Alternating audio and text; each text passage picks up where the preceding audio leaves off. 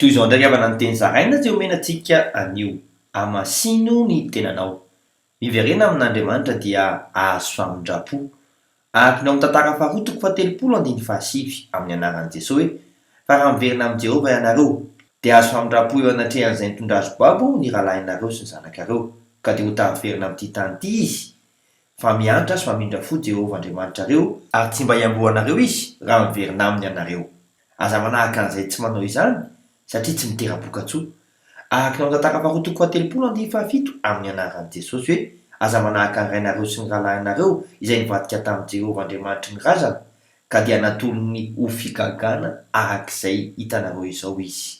Fa masino ny tenanao.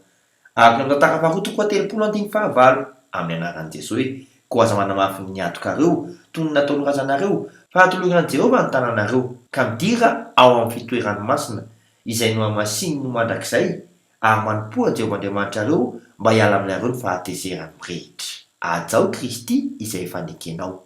Mavaka isika. Ray eo, ampianaro izahay tsy hijery ny hafa fa handiny tena lalandava mba ho masina eo anatrehanao. Amin'ny anaran'i Jesosy Kristy velona avy any Nazareta. Amen.